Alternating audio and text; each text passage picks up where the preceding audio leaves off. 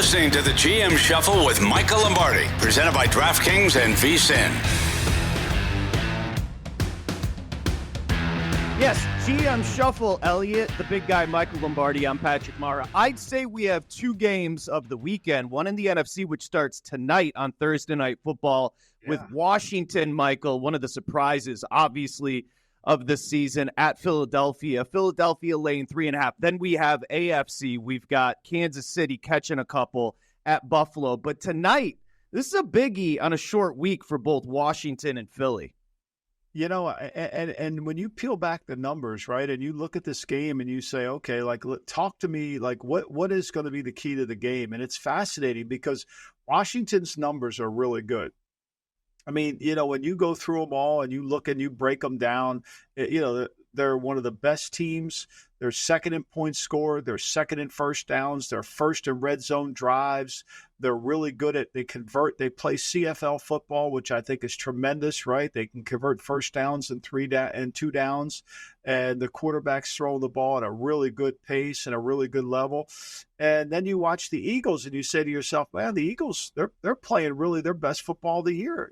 There's no denying it. The Eagles have been, you know, they're one of the best teams in the league defensively. They're the best team in rushes and completions allowed against them. They're the best team, the second best team in rushes and completions, period, offensively. So they're doing a lot of good things in the last 5 games. You know, if the coach doesn't get in their way, they've been pretty good. So tonight we're going to find out a lot about Washington because this is a matchup that doesn't favor Washington in this sense, Patrick. Washington is the second best team in the National Football League and playing from in front. They have 73 positive points in the first half, right? And they do that, which allows their people to keep away from running the ball on them. They're not a very good run defense. They're 28th in allowing 4-yard rushes. They're 28th in allowing successful plays.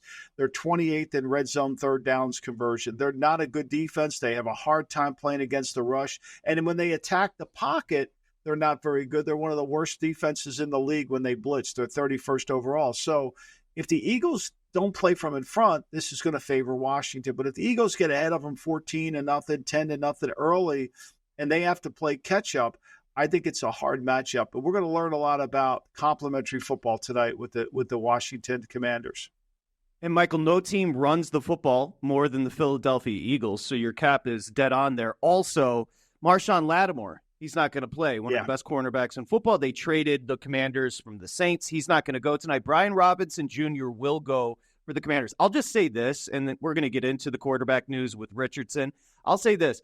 If Ryan Poles, your boy, article up over at vsin.com that you wrote about, if we gave him truth serum right now, would he redo it? Would he take Daniels over Caleb? The numbers don't lie, Patrick. You can blame it on offense. And if you're Poles, you're blaming it on Shane Waldron, right? I mean, that's whose fault it is. But to me, I think what they weren't able to do, I mean, Matt Eberflus went around the country, interviewed 9 coaches. He only brought Shane Waldron back in. And when you look at these numbers, you see how badly Caleb Williams is throwing the football compared to what Jaden Daniels does. I mean, Jaden Daniels, when he has a chance to throw the ball down the field, he's been remarkable. He's 5 of 7 on throws over 40 yards, 5 of 7 in that area.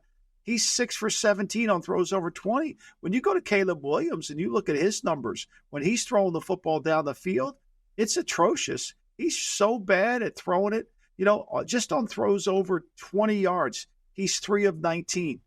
On throws over 30 yards, he's 3 for 12. On throws over 40 yards, he's 1 for 3. So he is 6 for 34 on throws over 20 yards.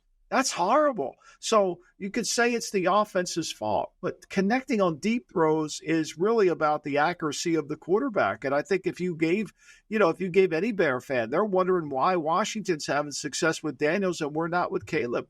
Remember, Caleb said they were never going to punt. They've punted 45 times this year. He's been sacked. He said he wanted ownership of the times. team. Yeah, he wanted ownership of the team. I mean, like, seriously, his numbers, and you can blame Waldron all you want. I blame Poles because Poles, to me, has set up a team that has no offensive line. They're not Midwest friendly. They're not Lake Michigan friendly. They have no toughness as their team at all. They're a nickel. They're a Madden team. It's like he was in his basement. I'm going to get more skill, more skill, more skill. Great. Who's blocking? Who's blocking? And Washington's converted. Think about this, Patrick. Washington's the number one team in the National Football League in balance of their offense. They run it as much as they throw it in the first half. That helps the quarterback. Yep. No, 100%. Good. Just quickly, before we transition, we'll get more into Chicago's quarterback situation and the offensive coordinator, of course, Indianapolis. I'll say this, Michael, and we'll talk about it to end the podcast. I took something from Washington's loss against Pittsburgh. They were winning that game late.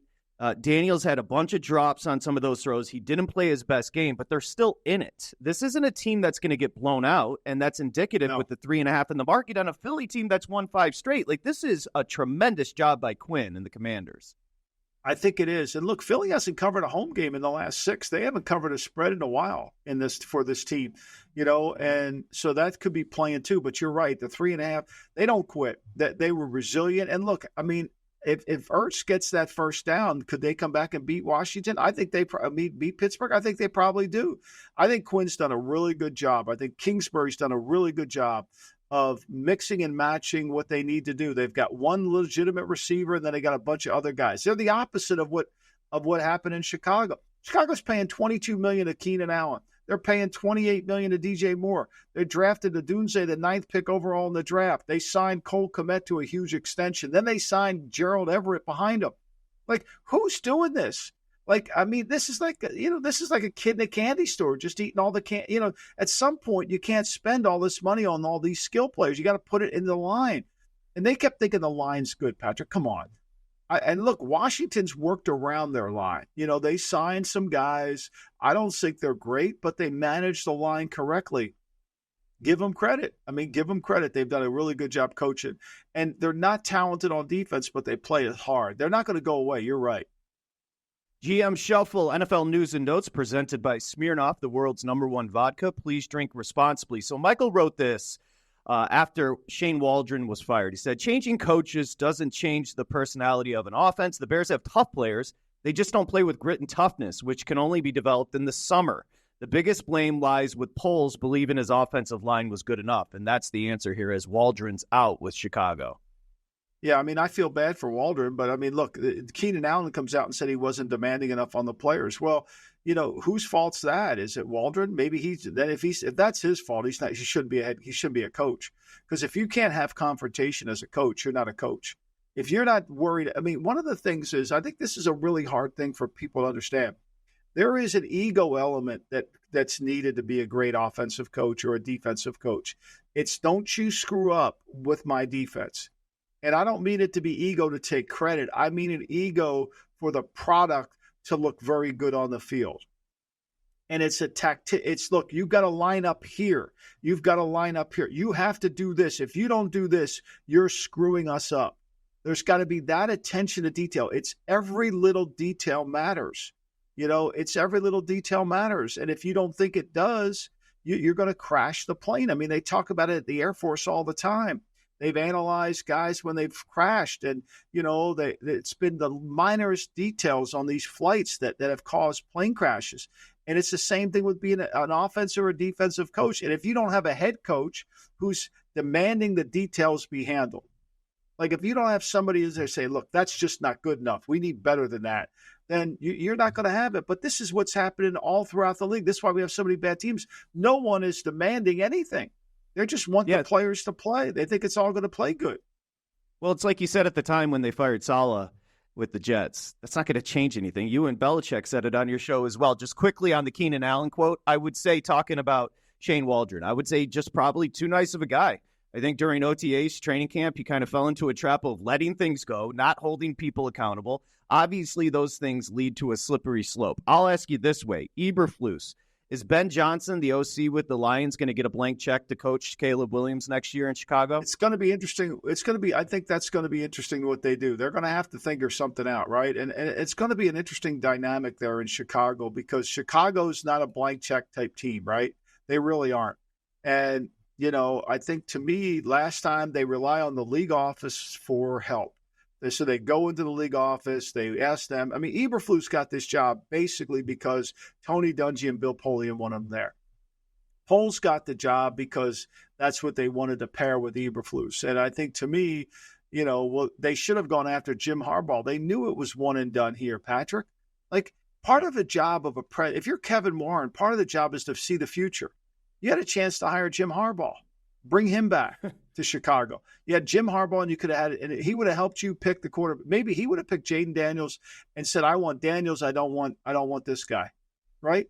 But again, you put the faith of your franchise in Ryan Poles, who's never made this much of a pick before. And look, I think I'm not giving up on Caleb Williams because I was with him on that. But I will say this: the structure of the team, there is no planning that was put into place on how to develop a quarterback. Then that just smacks that there's no leadership from the top. Look, part of the job of a GM isn't to turn the card in and say, okay, we picked this guy. The job of the GM isn't to turn the card in. It's how are we going to develop the player?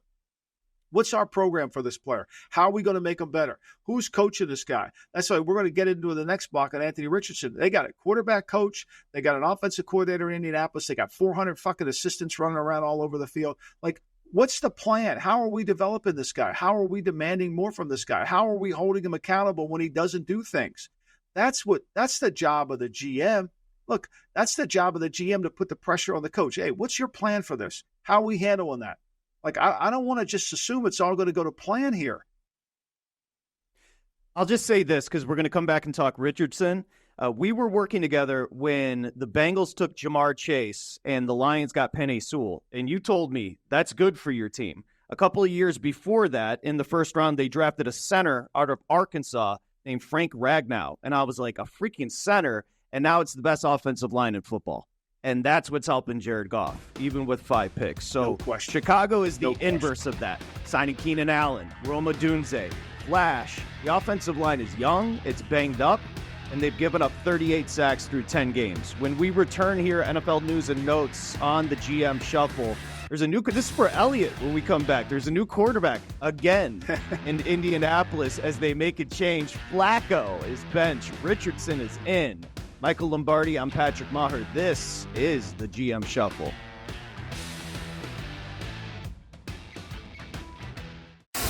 You're listening to the GM Shuffle with Michael Lombardi, presented by DraftKings and VSiN. GM Shuffle Week 11 NFL. Michael Lombardi, I'm Patrick Meagher. We're talking about the quarterbacks, NFL News and Notes. And look, maybe a theory, Michael. I feel like Flacco playing horribly for 2 straight games is kind of a gift to the Colts organization, because they have to figure out what the hell they have with Richardson. He's a kid. He's a project. Steichen has gone back to Richardson at the Jets. Your thoughts? Well, I mean, look, after the game, Steichen said Flacco was the quarterback. So at least somebody in the Indianapolis building has common sense. Look, I'm no Richardson fan. I think he's played horribly. But, I mean, Flacco has not played any good. So my question would be, if Flacco won 2 games in a row, would they go back to Richardson? Probably not. I mean, this is obviously, if we're going to lose, we might as well lose with the guy we need to develop than lose with a 40-some-year-old quarterback, right? I mean, that's essentially what it boils down to. For me, the problem I see in Indianapolis is Shane Steichen is supposed to be a quarterback guru. He's supposed to be a quarterback whisperer. I'm not hearing any of the whispering. Now, I know I'm deaf in an ear, so I could be a problem why I don't hear the whispering, but what is going on here? Like, what was the plan? And then he has this ridiculous quote about the last 2 weeks, this kid has made such progress. All right, let's take a step back. One moment. He missed all of last year. That was his time to study, prepare, learn how to be a pro, right? That's when you had an opportunity to say, look, I'm going to hold you accountable. Look, I know you're not going to be a part of the team. I know you're injured, but here's what you're going to do every single day. We're going to give you this. We're going to take through your test. We're going to make sure that you are aware and in tune.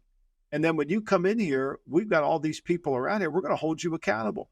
We're going to work diligently on making you a better player. And then all of a sudden, now we find out that he wasn't working hard, according to what Steichen said. I don't know if that's true or not. But to me, this is where you really, as a head coach, this is one of the things I think they make the biggest mistake of, is they don't understand their own strengths and weaknesses. Like Shane Steichen is really good at drawing pass plays. I don't think there's any doubt about that. I would not question that. I think his offensive acumen is very good.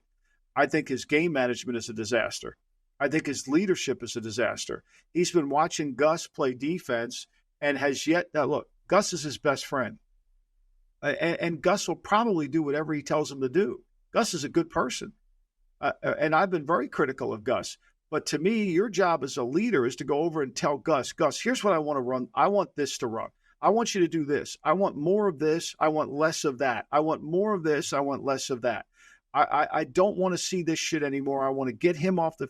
You got to be the leader of the company, and you got to demand it. And to me, if I'm a Colt fan, this indecision, lack of decision, uncertainty, lack of development plan smacks that Shane's not really ready to be a head coach. He's just not. You could say whatever you want. He's a great play caller, but it's the Peter principle here, Patrick. Because here's what happens. After the season, you're a head coach. You should always do the SWOT analysis, which is what is that? That is evaluate your strengths, evaluate your weaknesses, look at the opportunities that were presented for you, and look at the threats that wait for you. Right? What are the threats that are out there for you? We wrote about this for the Daily Coach today. Like, what is that? Like, when you can do that, that's how you survive. And as a head coach, if you're not looking at that through that lens, what are your leadership skills? Like, what are you bringing to the table to earn $9 million a year? You're the leader of this organization. We have more faith in you than anybody. But you're just passing along all your responsibility to somebody else. It makes no sense. And Richardson becomes a byproduct of that. And look, I'm not defending Richardson because you can't get any worse than he is in terms of throwing the football. You really can't. I mean, for all the conversation about what we talked about, Caleb Williams not throwing the ball very good down the field.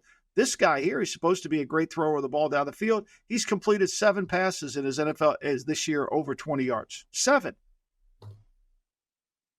Not great. You can't run an offense with that. How about this, Patrick? When he throws the ball behind the line of scrimmage, I mean, he can't, like, there's no rhyme or reason for what he's doing. I mean, his accuracy behind the line of scrimmage. Here, I'm going to give it to you. On throws between 1 and 10 yards, he's 52%. On throws between behind the line, he's 57%. On throws between 11 and 20, he's 37%. How do you win with that? For context, I think Daniels is completing over 70% of his passes overall. So just for young quarterbacks. Okay, let's go back a little bit. You're talking about Steichen being a good play caller, so you gave him props, but he's got to coach his coaches. Take me inside what Belichick would do with his OC heading into, as far as a game plan, OC and DC. Was he directly involved? Intimately involved, right? So the minute he would have drafted Anthony Richardson, he would have put him on a program, right? And the program would have been, okay, here's what we're going to do. We're going to work on your strengths. We're going to work on your weaknesses. We're going to make sure somebody's monitoring you. There's going to be there's going to be somebody with this kid 24/7. 24/7. But he's going to walk into the defensive meeting room and say, here's what I want to do. Mike Tomlin does the same thing, right? And he walks in the offensive room and say, this is what we're going to have to do this week to win the game. That happens on Tuesday when he meets with the coaching staff and says, here's what we're going to do. Everybody meets together, and this is what we're going to do. It's how you have to play football. You can't be in sections because your team ends up playing the game in sections. For example, if it's 20-13 with 2:50 to go in the third quarter and we kick the field goal, we're 20-16. Now, okay, Gus, we save stuff for the fourth quarter. Gus, we need the ball back. We're going to have to use some of your blitzes here. We got to get the ball back. We're right here in the game. That's called leading the game. That's not happening in the NFL. He went for it on 4th down with Joe Flacco. He lost it. They scored. Now it's 27-13, game over. There's no head coach in this man. And they're just kidding themselves thinking that he is a head. And here's that drives me crazy. Like, he should be getting somebody to help him become a better head coach. Talk to, I think Dan Campbell has done that with Bill Parcells. I mean, Parcells takes great pride in Dan Campbell. He's proud of what Campbell's done. Parcells helped Sean Payton become a better head coach. Like, you need somebody to tell you how to be one. And if your background is Frank Wright or your background is Nick Sirianni, I mean, come on. Why is Jim Harbaugh winning and Shane Steichen not. Let me ask you this. If you put Jim Harbaugh in Indianapolis, you think he wouldn't be winning? He'd be winning. He'd be winning. That's the point that nobody wants to understand. Put Mike Vrabel in Indianapolis. You think he's not going to win? Look, this quarterback could drive you crazy. I'm not sure he was worth the 4th pick of the draft. I really am not. He's athletically worth. You and I remember that time when we talked about this kid, right? We thought he was going to be great. I thought he was going to be, oh my God. But the next week he was horrendous. And here's the thing: he can't throw the ball to his left. He can't throw. He throws the ball. His worst to anything outside the numbers on the sideline. He's below 40% accuracy.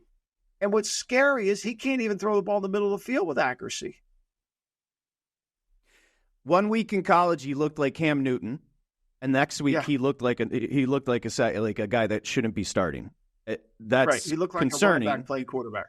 He looked like a running back playing quarterback, 100%. Now, a guy that can run the football, though, over his last 16 starts, he's 3-13. He's been in the league for a while. His name is Daniel Jones. You've heard of him. He's the quarterback for the Giants. So here's the deal. If Jones, were to get injured and couldn't pass a physical by March, he'd be owed $23 million fully guaranteed next year. Joe Shane, your buddy, the GM, came out and told reporters that the quarterback decision is not going to be based on football only, Michael, not the contract. So take us inside an organization. Is this legit that they're not concerned about the contract with Daniel Jones? I think he's setting that up because he doesn't want the Daniel Jones to file a grievance saying he got benched because of salary cap problems, which there could be something. I think he's trying to avoid that. There is no separation between business and football decisions. They're all football decisions. What you make and how you play is football decision. That's just not a business decision. We're not two separate entities. Football is a business. Of course, nobody called him out on this, right? You're the one who gave him $40 million. You're the one who told everybody we have to do a better job protecting him, and you haven't done any part of your responsibility whatsoever. You're 2-8. You're going to have the first pick of the draft. You're architect. You've made the team worse since you arrived and made it better, which is the fallacy of the team.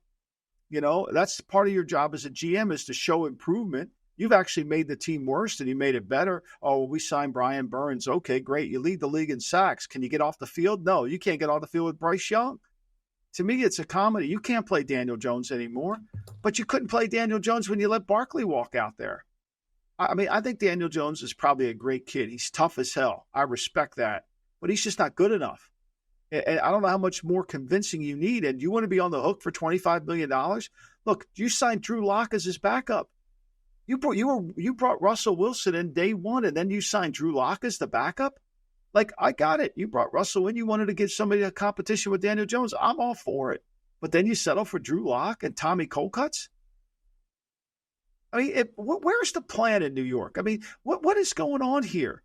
Why am I sitting in South Jersey just scratching my head while these idiots are up? What are they doing? You're running a $1 billion franchise. You couldn't see that he wasn't good enough? Let me ask this way.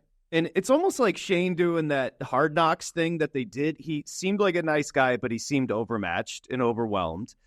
Do you think, and I know you have a relationship with Daboll, do you think both need a hard reset? Do you think the organization, Daboll, and Shane all need a hard reset after this year? They do. They're living. They've become giantized.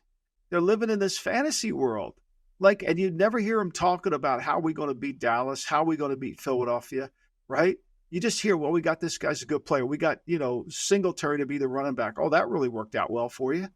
You whatever you paid Singletary, you could have paid a little more and had Barkley. You had a legit. And meanwhile, you're watching Barkley. You're going to watch Barkley today. You think John Mara's going to enjoy his dinner tonight watching Barkley run all over the Washington Commanders? Give me a break. Where's the art of team building here? Where is the art of it? What is going on? And then you're trying to tell me it's only going to be a football decision with Daniel Jones. Okay, if it was only a football decision, why the fuck did you give him $40 million a year? He wasn't worth it, right? Meagher's he's going to tune in for Al Michaels' tie.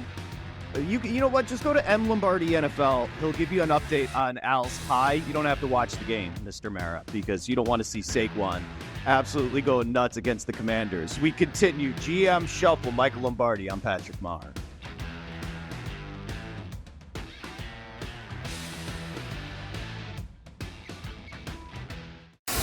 You're listening to the GM Shuffle with Michael Lombardi, presented by DraftKings and VSiN. Hey, we got the big guy Michael Lombardi here. GM Shuffle. I'm Patrick Meagher. So the game of the weekend, the two best teams in the AFC, undefeated Kansas City, heads to Buffalo, Michael. Buffalo's lane 2. Patrick Mahomes is a dog. Has made a lot of bettors, a lot of money. It's incredible what he's done as a dog. Yeah. He's going to be a dog in Buffalo. Just quickly on the injuries, Pacheco and Meagher, it looks like they're unlikely to play. Dalton Kincaid, which matters for that team as they become more of a running team, listed DNP, did not practice ahead of the Chiefs game. Let's start talking about this matchup. It's awesome. Well, I think to me, the key to this game is going to be, can Buffalo get off the field on third down defensively, right? This matchup doesn't favor Buffalo because why? Buffalo's a nickel defense, undersized. We saw Indianapolis run the ball, but they're good at scheming how to stop the run. The problem they get into when they play Kansas City is they can take away some elements of the run game, but they have a harder time than stopping Patrick Mahomes. Where the advantage comes in for Buffalo is the tackle situation in Kansas City. Denver did a wonderful job last week of rushing Mahomes. They did a wonderful job of attacking the tackles. They went after the weak spots of their team. Now, with Hunt, you got to stop him. And what you've got to be really good at in this game is third down. You've got to have a really good third down package. This is the number one offense on third down, the Kansas City Chiefs.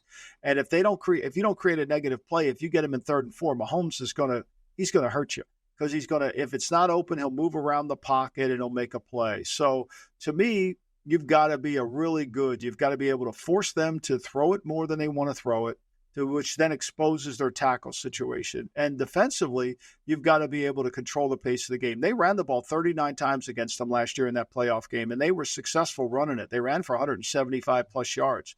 They threw 39 times for 175 yards, but Diggs had the big drop. To me, I think the demons of 13 seconds have to get washed away. The Tyler Bass demon of 44-yard field goal, the 13 seconds. At some point, Buffalo's got to step up and say, we can beat you.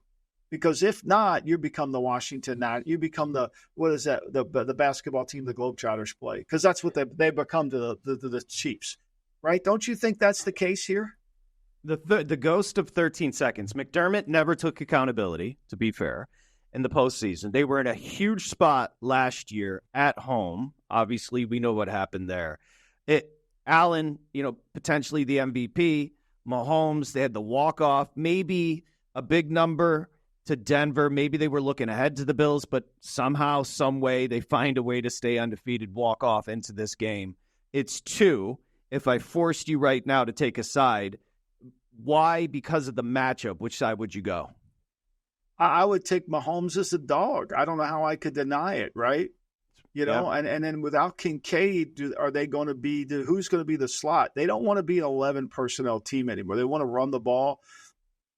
And so they're going to have to, Kincaid's like their quasi third receiver. He's a big inside slot. I'm assuming he's going to play. I don't know that for sure. But to me, I would take Mahomes as a dog if I had to take it. But Buffalo, I think Buffalo's probably playing the most balanced football that they've ever played all year. This is the right time. I just don't trust Buffalo defense to hold up with physicality. Remember, football's a game of size and speed. It's a game of, who's got bigger guys, right? I think we see that with the Big Ten merging to the Pac-12, right? And we see teams like USC having a hard time playing, even against Minnesota, right? They have a hard time playing against these other teams and Washington goes to the Penn State and just gets destroyed. I think a lot of that is because they're just physically not ready to play against those Big Ten teams because the Big Ten kind of is tougher, bigger, more stronger. It's the same thing with Buffalo. Buffalo wants to be in front. They want to play from ahead, and they want to use their athleticism on defense to take advantage of it. And sometimes that works against Seattle's and against some of those teams. But against teams that can rock and sock them you, I think it's a little bit problematic. And then with the quarterback, look, both these guys are great on the move. They're great. I mean, they're hard to defend on the second play. But to me, Buffalo's got to find a way to play. This game's going to be a fourth quarter game, and you're nervous about McDermott. Can he react in the fourth quarter?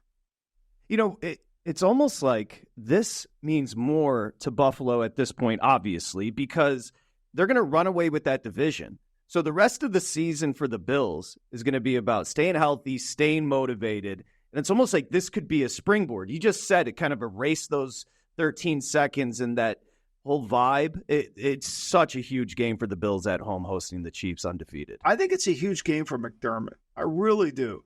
I don't want to put any more pressure on him, but I think he's got to erase him. He's got to be able to stand in front of his team and say, I've got a way to beat this, my old mentor. I can beat him. We can beat him. I've got a plan that we need to implement that we can beat him. I think it's really important for that. Look, here's the one thing we do know as we sit here in the middle of November. The Kansas City's going to have the home front. They're going to be the playoffs are going to have to go through Kansas City. I would be shocked if they didn't have the number one seed, right? I mean, next week I think they play Las Vegas. No, they play Carolina and then Las Vegas. Like, you can't find 2 losses on that schedule if they lose today. You really can't. I mean, even though they're not playing to the level that we're used to, but what they're doing is they're playing efficient football. See, people have a hard time recognizing efficiency. They can only recognize explosiveness, right? And so when you're explosive and you score a lot of points, people say, man, you're great. But when you're efficient, like the Chargers are, or like Kansas City is, or Denver is, nobody really recognizes that as good. They want explosiveness, right? And I think that's where Kansas City's a 3-dimensional team. You're going to have to beat them in all 3 areas. Well, let's talk about the Chargers. We'll jump ahead. We've got Ravens, Steelers, which we can get to. But Bengals at the Chargers. This is fascinating. It's 1.5 with the Chargers. So every time we see Harbaugh, he's just kind of acting zany. He's just kind of weird. But the team loves him. He just won a national championship. Like, what is it about Harbaugh? You see the relationship with Herbert. You knew he was going to win when he got there. Why? What is it about Harbaugh? Well, what's the thing about Jim is Jim's a leader. Jim is not. I would say Jim's not a tactician. He's not going to sit there and strategize the game. Jim's going to see the game from 30. Jim and Parcells are a lot alike. They have great connectivity to their players. They can motivate their players. They know how to motivate each individual player separately, which is critical. And they know how to set up. They know what they want to become and how they want to win the game. And then they're very good on Sunday or Monday night of managing the game in that spirit, right? And they don't get caught up in flashy numbers, right? Think about this. They have Justin Herbert, Patrick, and they're 31st in passing attempts on the league. They throw it less than anybody other than one team, right? They're number 1 in interceptions thrown, by the way. They don't throw interceptions, right? And so to me, they do the things you have to do to be really good. Where they're number 1 defense in points scored, right? They're the number 1 defense in not allowing touchdown passes, right? They're the number 8 defense in not allowing rushing touchdowns, right? They're the number 2 defense in the league in not allowing first down. They do all the things that matter in situational football because why? Because he sees the game from 30,000 feet and he coaches the team from that aspect. I think it's brilliant. That's what makes him so good. He's not looking to sit there and look at his script and say, okay, I'm going to run. He's running the game. He's running the game, which is a lost start. We've lost that. I think it's the juxtaposition from Staley last year. Now Harbaugh literally just got there a few months ago and they're 6-3 and they're going to make the postseason. It just shows you, again, like we said on Monday, you got to pay for a great coach. He's worth it. But he's a head coach, right? You could pay for an offensive guru, like some guys like John Gruden. He's a really good offensive coach, but he leaves the head coaching part, becomes very, very disjointed. It's not the same as Jim Harbaugh. It's just not. They've never been around it before. Where Jim, for however he learned it, whether it was from his father, whether it's from watching it, but they run the game. The job of the head coach is to run the game. If you're a basketball coach, your job is to run the game, to play the game in the style that which allows you to win. It's the same thing here. But we have too many people that don't even understand it. I mean, Shane Steichen doesn't understand the first thing of how to set up a game plan to win the game. All he cares about is I'm going to go for it. Meanwhile, he's never under any pressure to get fired or any of that because he goes for it on fourth down. See, that puts you in another category. If you go for it on fourth down, you become untouchable. You could be the shittiest coach of all time, but if you go for it on fourth down, they're going to love you. Momentum, fourth down. Let's go. The Bengals 4-6. Thoughts? Yeah, there's a perfect example of a coach that knows nothing about how to bring the team together. If you switch those two at halftime, what do you think the score would be? Take Harbaugh. I mean, come on. If he's coaching the Bengals, you think they're going to be as soft as they are? I mean, Lou Anarumo's probably losing his mind how soft this team. Like, he knows that the effect of the offense and how they practice is affecting his ability to coach the defense. You know, and they're just not good enough up front. I mean, this is a game where the Chargers, people think the Chargers are this great running team. They're 27th in the National Football League in yards per attempt rushing, but they've run it 9 times. They're 9th in the league in the most rushing attempts, right? Because they want to run the ball. They want to establish. Again, I am not saying running the ball is the answer. What I'm saying is running the ball allows you to control the pace of the game, make your team tougher. And this is going to be a game against one team who's really pretty and finessable and the other team that's really tough. Who you taking? Everybody's going to take the Bengals to say there's no way the Chargers could stop them, right? Now, watch. Sunday night, down 16 at the half. We know Goff threw 5 picks. I swear to you, because of what Campbell's built, I didn't think the Lions were out of it. That's organizational. And then he throws an interception to start the second half. Even when through the second interception. You know, you think, oh, here goes our chance. But to me, it's like they have this mental toughness. Like we haven't even talked about the great Joel Embiid's performance the other night. But if anybody believes that you can get away without coaching mental toughness, watch Joel Embiid play. Just remember, he's done so much for the city of Philadelphia, Joel. Yes. So I'm remembering it. I'll be watch your mouth. Watch your mouth, Joel Embiid. Yes, of course, no back-to-backs. When we return here, GM Shuffle, Ravens, Steelers. What do you got? The Ravens are laying 3 on the road in division. Generally take the dog. GM Shuffle, Michael Lombardi.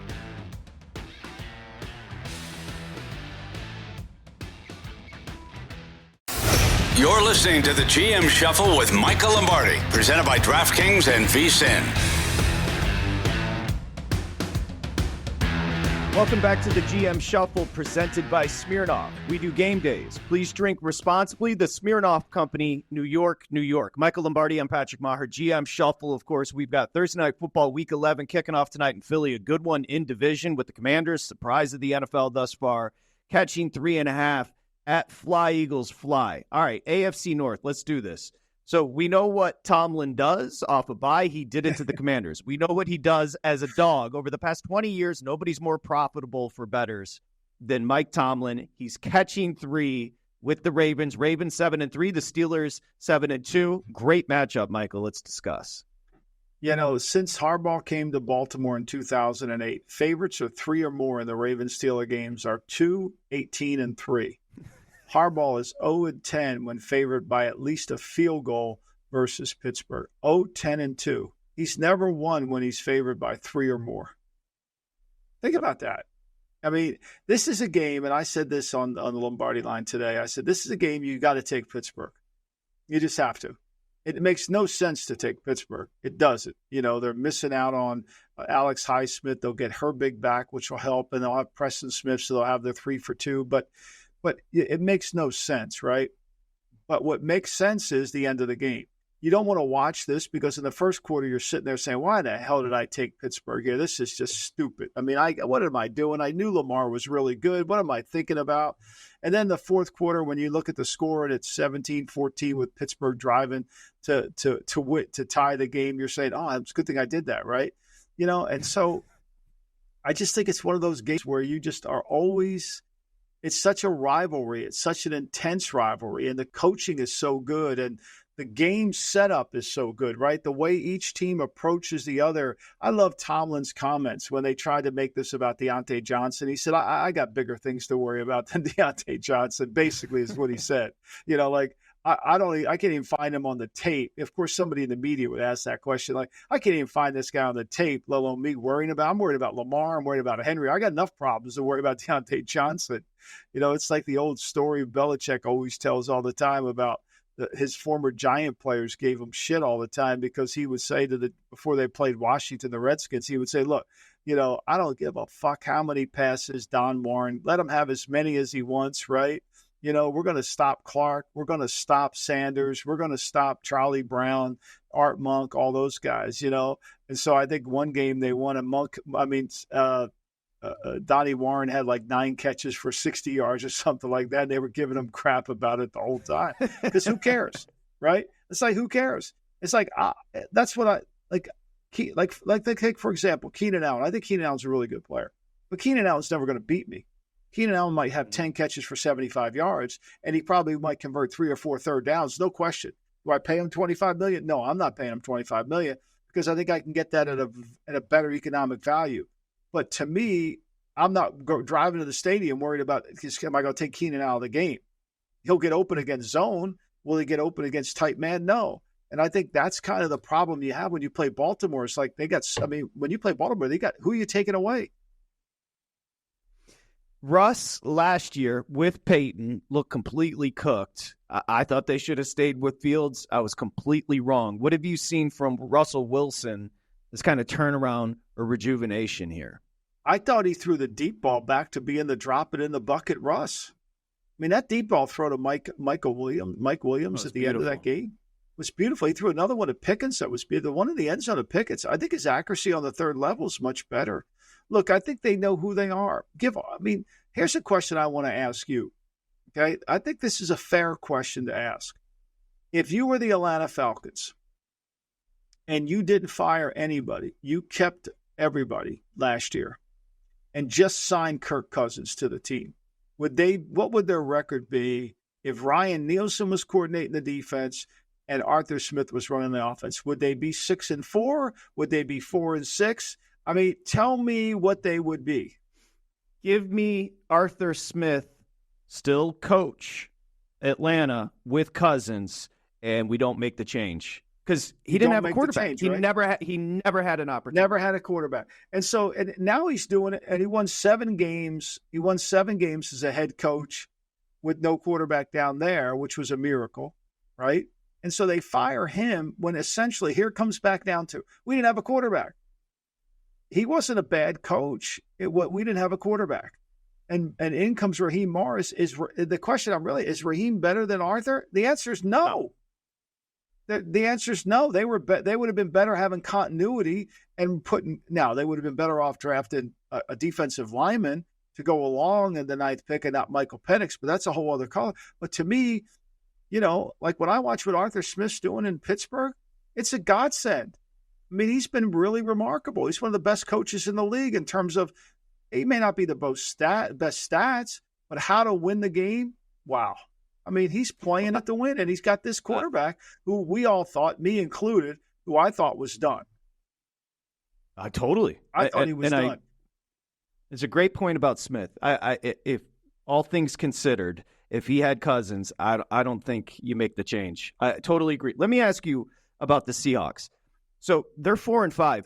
They've lost 5 of 6 coming into this matchup at the 49ers. 49ers kind of ho-hum in Tampa, got McCaffrey back. They're 5-4. Let's take a look at this number. 6.5 San Francisco Lane at hosting Seattle. I think it's too many points. I think this will be a field goal game. I think this will be a hard game for San Francisco. I think that probably Mike McDonald spent a lot of time studying, trying to get his defense back in check, right? I mean, that's part of the biggest issue here. Seattle's the 31st team in the National Football League in rushing attempts in the first half. I mean, I would think if with Walker, they would want to try to run the ball more, right? And they come out throwing it like easy. And I'm not saying that, but they're with Cincinnati. I mean, they've become Cincinnati more than anything.